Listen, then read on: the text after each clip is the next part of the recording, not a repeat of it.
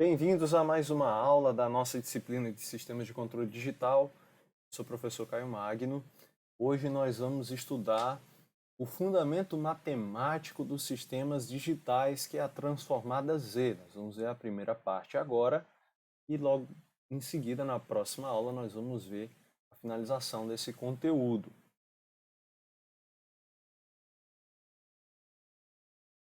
Vamos pensar, recobrar um pouco o que nós vimos na nossa última aula, e falamos um pouco sobre discretização de sinais.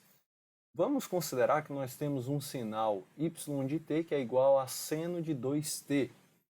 Como nós vamos discretizar esse sinal? Como nós vamos transformá-lo de um sinal de tempo contínuo, supondo que esse nosso sinal y é um sinal de tempo contínuo, como nós podemos discretizá-lo? Para ele ser discretizado, nós temos que limitar os valores de tempo ao qual nós iremos utilizar aqui dentro da nossa função. Ou seja, o valor de tempo aqui ele vai estar limitado a um certo conjunto de valores, né? Então nós vamos discretizá-lo com períodos de 0.1, 0.5, 1, 1.5 e 2. O que significa discretizar ele nesses períodos? Isso quer dizer que quando o meu período for de 0.1, isso significa que cada instante vai estar distante um do outro 0.1 segundos. Essa diferença vai ficar clara aqui nessa próxima imagem. Ou seja, cada instante de tempo aqui, nós vamos ter uma diferença de 0.1 segundos entre eles. Então, nós vamos ter aqui, no primeiro instante, 0.1, o sinal é igual a zero. Né? Zero quer dizer no instante zero. No próximo instante será 0.1, onde o sinal já assume esse valor aqui de 0.2. Né? Qual é o próximo instante de tempo? Basta eu somar 0.1. Então nós tínhamos 0.1 mais 0.1, o próximo instante vai ser 0.2. E no instante 0.2, nosso sinal assume esse valor, e assim por diante. O que vai acontecer se nós utilizarmos agora um outro período, um período de 0.5? Olha só, iniciando do instante t igual a zero, nós vamos pegar instantes de tempo a cada 0.5 segundos. Bem aqui eu tenho meu sinal contínuo, né? A cada 0.5 segundos nós vamos pegar um valor desse sinal contínuo. Então, no instante zero, o valor do sinal é zero. No instante 0.5, o valor do sinal é esse aqui, um pouco maior do que 0,8. No próximo instante, que é o instante 0, no instante 1, né, nós vamos ter esse valor aqui, que está próximo aí de 0.9. E assim por diante. Nós estaremos sempre pegando aqui o sinal de 0.5 em 0.5. Isso porque o nosso período é de 0.5. Agora, se nós aumentarmos mais ainda o nosso período, e o período for de 1 segundo, a cada 1 segundo eu vou calcular o valor do meu sinal discreto. Perceba que cada vez mais o sinal, à medida que eu vou aumentando o período, o meu sinal discreto, ele vai se dessemelhando do sinal contínuo, ele vai se tornando mais diferente do sinal contínuo. Olha aqui esse caso, quase não temos como saber, se nós tivéssemos somente o sinal digital, seria difícil a gente saber que isso era uma senoide. Como nós vamos representar esses sinais discretizados? Esses sinais discretizados, nós vamos representá-los da seguinte forma. Né? Vamos pegar, por exemplo, um período de 0,5 segundos. Vamos calcular, então, y de t a partir de 0 a cada 0,5 segundos. Então, primeira coisa que a gente faz, primeiro instante que a gente vai calcular é o instante t igual a 0. Então, o instante t igual a 0 vai ser, basta eu substituir t aqui por 0. Né? Depois, t igual a 0,5. Depois, t igual a 1. Então, perceba que cada instante, esses aqui, é um múltiplo de 0,5. Ou seja, Um instante zero é múltiplo de 0,5, no sentido de que ele é 0 vezes 0,5. Um instante 0,5 é a mesma coisa de 1 vezes 0,5. Um instante 2 é a mesma, um instante 1 é 2 vezes 0,5. Então, se você perceber bem, cada amostra de sinal vai ser um múltiplo, o instante em que a amostra acontece vai ser um múltiplo do nosso período. A amostra 0, a amostra inicial, vai ser o múltiplo 0, a amostra 1 vai ser o múltiplo 1. Dessa forma, ao invés de nós representarmos os sinais como y de 0, y de 0,5, y de 1, y de 1,5, nós vamos representar eles pelo número da sua amostra. Amostra 0, amostra 1, amostra 2, amostra 3, amostra 4, amostra 5 e assim por diante. Dessa forma, nós não vamos agora representar ele como y de t, mas como y de kt, onde o k é o número da amostra, ou y de k somente, onde k é o número da amostra. Bom, o que é que esses sinais discretizados, eles nos ajudam a modelar sistemas, né? Como foi falado na última aula, quase todos os sistemas da natureza são modelados em equações diferenciais. Equações diferenciais caracterizam sistemas contínuos. Entretanto, né, solucionar esses sistemas, essas equações diferenciais, é uma tarefa que, por muitas vezes, é árdua e é difícil matematicamente falando, né? Nós temos, por exemplo, aqui uma equação diferencial ordinária, né? O que isso quer dizer? Isso aqui define o comportamento de um sistema dinâmico da natureza, aonde ele recebe como entrada um sinal x de t e a sua entrada é um sinal y de t.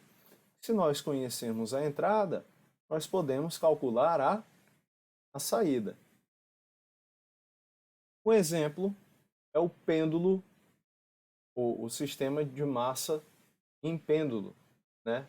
A entrada deles é essa altura, né, que a gente suspende o pêndulo, e a saída dele seria esse ângulo de inclinação do pêndulo, né? Ou o contrário, né? A entrada pode ser o ângulo de abertura e a saída pode ser a massa em relação ao pêndulo. Tudo depende de como a gente vai definir o que é entrada e o que é saída. A relação desse ângulo com a altura dele vai estar relacionada por uma equação diferencial. Por que ela é chamada de equação diferencial? Porque nós dependemos das derivadas das entradas e das saídas para podermos conhecer a solução desse sistema. A saída y de t é função do tempo, ou seja, sabendo que a entrada x de t para qualquer instante t, a função y de t nos dá o valor da resposta para o instante correspondente. A forma mais simples da gente resolver essas equações diferenciais, a mais intuitiva, seria o quê? Isolar o y de um lado, já que o y é a saída, e jogar tudo que não é y para o outro, o que aparece aqui nessa nossa segunda equação. Só que perceba, o y vai estar em função do x de t, da derivada do x de t, supondo que o x de t a gente já conhece. Nós queremos conhecer quem? A saída y. Agora perceba que a saída y não está em função só de x de t. Ela vai estar em função também das suas próprias derivadas, a derivada segunda de y e a derivada primeira de y. Mas como é que eu posso calcular as derivadas de y se eu nem sequer sei quem é o próprio y? Aí nós chegamos num dilema. Na disciplina anterior, nós descobrimos como resolver esse problema. Nós resolvíamos esse problema utilizando a transformada de Laplace. Agora, quando nós saímos do mundo contínuo e vamos para o mundo digital, aquelas equações diferenciais se tornam equações a diferenças. Por que equações a diferenças? Percebam que aqui agora os nossos sinais são sinais discretos. Nós não temos mais y de t, ou derivada de y de t, ou x de t, derivada de x de t. Nós temos aqui sinais discretos. Y de n, que é semelhante ao nosso y de k, né? Isso quer dizer o que, esse y de n? Ele quer dizer que nós estamos aqui observando a enésima amostra do sinal y. Aqui, a enésima menos 1, né? A amostra anterior à amostra n do sinal y. Aqui, a amostra anterior à penúltima amostra. E assim por diante. De toda forma, a lógica dessas equações de diferença é a mesma. Nós temos uma entrada representada por x e nós queremos saber o comportamento da saída, que é representado por y de n.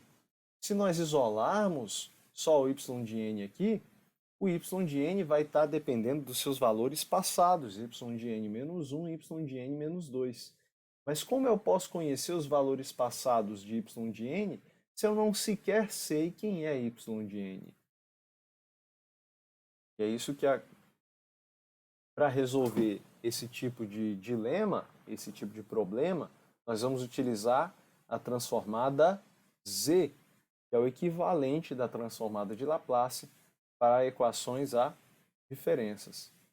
Por exemplo, nós temos aqui um exemplo de uma equação a diferenças. Para x de k como um degrau unitário, vamos calcular y de k a partir de k igual a zero para o seguinte sistema. 5y de k mais 2y de k menos 1 menos 3x de k igual a zero. E vamos supor, isso aqui já é uma condição inicial do problema, que y de zero é igual a 1.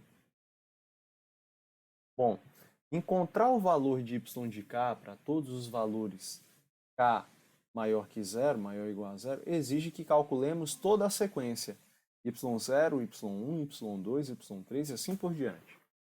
Como nós já sabemos que y0 é igual a 1, podemos começar a partir de y de 1, ou seja, eu venho aqui, ó, ao invés de calcular y de 0, substituindo k por 0, eu vou calcular y de 1, substituindo k por 1 em todos os lugares aqui onde tem k. Então, vamos substituir k por 1 naquela nossa equação, nós vamos ter, ó, 5 vezes y1 mais 2 vezes y1 menos 1, ou seja, aqui nós temos k menos 1, né? Se eu substituir k por 1, vou ter 1 menos 1 aqui. Menos 3x1. Lembrando que esses colchetes aqui não são os mesmos colchetes das expressões numéricas. Y não está multiplicando 1 aqui. Y não está multiplicando 1 menos 1. Esses colchetes representam o quê? Amostras do sinal. Então isso aqui quer dizer o quê? Y colchete 1 é a primeira amostra. Ok? Então vamos lá. Resolvendo aqui dentro, nós temos 1 menos 1 vai ser igual a 0. Então nós vamos ter 5 vezes a primeira amostra de 1, amostra 1 de y, mais 2 vezes y, a sua amostra 0 de y, menos 3 vezes a amostra 1 de x. Né? Se nós isolarmos o y, nós vamos ter o y1, jogando tudo que não é y1 para o outro membro da equação, nós vamos ter que y1 é igual a 3 vezes x1 menos 2y0 sobre 5. Bom, o que nós precisamos saber para calcular y1 aqui? Nós precisamos saber quem é x1 e quem é y0. Y0 nós já sabemos. O problema já nos deu a condição inicial aqui da resposta, que é 1. Mas quem é x1? Bom, o sinal x de k foi definido como um degrau unitário. Ou seja, o que é um degrau? É um sinal onde ele é 1 toda vez que o valor de k da sua amostra k for maior ou igual a 0 e 0 quando k for menor do que 0. Bem aqui, ó, qual a amostra que nós estamos trabalhando? Amostra 1. Né? O valor de K, ou seja, o valor que está dentro do colchete, é maior do que 0. Logo, o valor da função é igual a 1. Substituindo x1 por 1 e y0 por 1, nós vamos ter que y1 é igual a 1 sobre 5. Assim, nós podemos repetir todo esse processo para calcular y2. Agora, substituindo k por 2 nessa equação, né? E já utilizando os valores já calculados de y de k menos 1. Solucionar uma equação a diferenças nem sempre será tão simples. A análise desse comportamento do sistema também não é tão clara ao olhar para a mesma. A transformada Z exerce o mesmo papel no tempo discreto que a transformada de Laplace exerce no tempo contínuo. O que é a transformada Z? A transformada Z, ela é essa operação aqui, que se demonstra numa soma infinita de potências de expoente negativo. Mas isso aqui nós vamos tratar na nossa próxima aula. Até lá!